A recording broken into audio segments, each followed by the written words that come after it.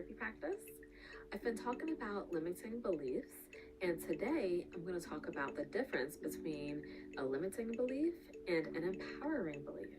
As we know, limiting beliefs are those things that hold us back, those thoughts, those cognitions that stop us from moving forward in our business or in our personal lives. When we think about limiting beliefs, that's something that can be daunting, especially if you harbor some of them. But rest assured, there are empowering beliefs that we can use to combat those limiting beliefs. Although we might think they are, limiting beliefs are not facts. They are not set in stone. They're basically what we believe them to be, or our perception of a thought or a belief. They only have as much power in your life as you choose to give to them.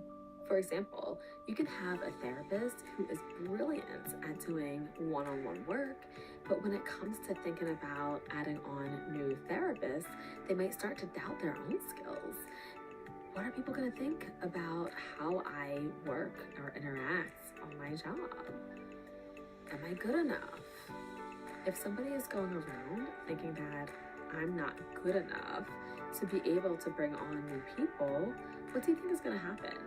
They are going to become stagnant right where they are, continuing to see one-to-one clients or do group work, but they're not going to step outside of that comfort zone to start bringing on new people and start helping more people and just really expanding their horizons and their territory.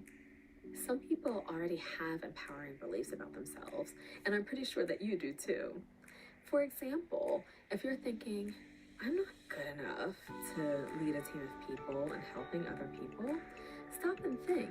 Do you feel that you are a good clinician, that you're able to develop good therapeutic relationships with your clients? So fall back on that empowering belief, the fact that you are able to communicate well with clients. Then you can use that empowering belief and say to yourself, when you say I'm not good enough to lead a team or lead other people, that I am an effective communicator. So you can generalize that skill or ability that you have into this area as well, because you're just reminding yourself of what you are capable of doing. When we understand empowering beliefs, it will help to dissolve those limiting beliefs that we have. And this is not going to be something that happens overnight. It's something that we have to make a conscious effort to day after day combat those limiting beliefs with empowering beliefs. For example, if somebody is thinking, oh, I'm going to fail at this business, at expanding my business, I can't do it, I am going to fail. You can replace that limiting belief with, you know what? Failure does not exist. When things do not work out, it is a learning opportunity for me to grow. So there's therefore no need to fear failure, because it is an opportunity for me to grow. It is not something that will keep me down and keep me stagnant, but it will be a learning opportunity if something doesn't go right. So that is another example of how you can reframe and you can shift thinking of those limiting beliefs and shift them to more empowering beliefs. Essentially, if we want to know who's responsible for making shifts in our life, go look in the mirror. We have the power to choose what thoughts we want to hold on to. Do we want to hold on to those limiting beliefs, or do we want to reach out for those empowering beliefs and hold on to them and start believing them until we're able to really internalize them? So we may be saying it, with our minds, believing it in our minds, but we need to really get it deeper and start internalizing those empowering beliefs. Another way is, you say to yourself, I don't fear what's going to happen along this business journey. I am willing to accept the challenges that I can learn from and grow from. Change is constant. Change is a good thing. In order to grow, I must be challenged and learn how to respond appropriately and properly to those challenges. I've learned to talk positively, because when I talk in a positive manner, whether it's for myself or to other people, it helps to keep that negative talk at bay. Keep positive thoughts in your minds. Feed your mind with positivity. I want you to take a moment and think about some of those things that you're afraid of in your life right now.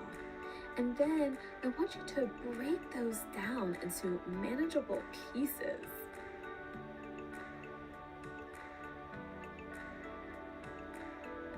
Because with fear, especially when it's a huge fear that we have, that can really keep us stagnant. Tony Robbins is a motivational speaker, and he talks about the idea that the voice in our head, it can be controlled in volume.